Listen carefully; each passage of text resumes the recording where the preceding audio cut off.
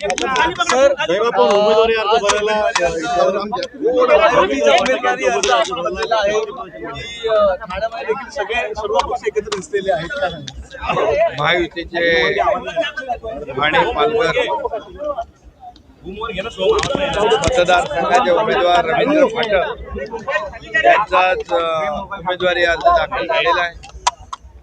आपण पाहिलंय की सर्वच आमचे महायुतीचे पदाधिकारी कार्यकर्ते आणि स्वतः मतदार देखील यामध्ये उपस्थित होते.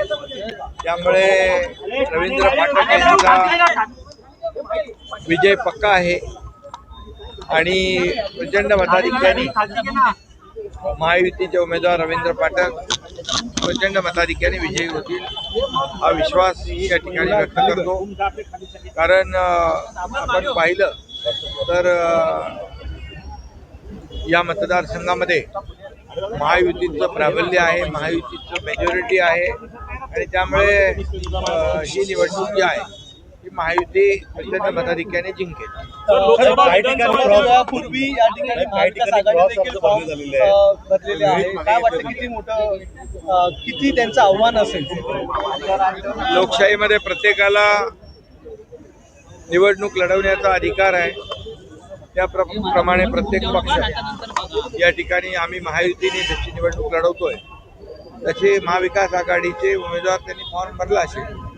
परंतु मी आपल्याला सांगतो फक्त ठाणे पालघरच नाही तर महाराष्ट्रामध्ये ज्या 17 जागा आहेत या 17च्या 17 जागांमध्ये महायुतीचं प्राबल्य आहे. महायुती विजयी होईल. सर काही ठिकाणी शिवसेनेकडून रायगड असेल किंवा छत्रपती संभाजीनगर असेल या ठिकाणी शिवसेनेकडून महायुतीच्या उमेदवाराच्या समोर आपण देखील शिवसेनेकडून काही ठिकाणी भाजपने भरलेत, काही ठिकाणी आपण भरत 4 तारीख उमेदवारी मागे घेण्याची मुदत आहे अंतिम आणि आम्ही महायुतीचे सर्व पदाधिकारी एकत्र बसून यावर निर्णय घेऊ आणि महायुती मध्ये एकाच्या समोर महायुतीतला दुसरा जो कोणी भरला असेल फॉर्म तो माघारी घेईल.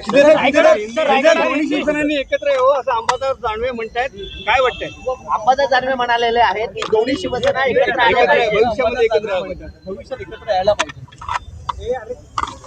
आम्ही बाळासाहेबांचा विचार हिंदुत्वाचा विचार घेऊन पुढे चाललेलो आहे आणि महाराष्ट्रातल्या सर्वसामान्य माणसाच्या मनातलं सरकार देखील आम्ही स्थापन केलं. एकदा केलं, दोनदा केलं आणि या स्थानिक स्वराज्य संस्थांमध्ये देखील या महाराष्ट्रातल्या जनतेने शिवसेनेला, धनुष्यबाणाला, बाळासाहेब आनंदगे साहेबांच्या विचाराला आणि आमच्या सर्वसामान्य कार्यकर्त्यांच्या मेहनतीला आशीर्वाद दिलेले आहेत. त्यामुळे आमची घोडदौड विजयी अशीच पुढे चालू आहे.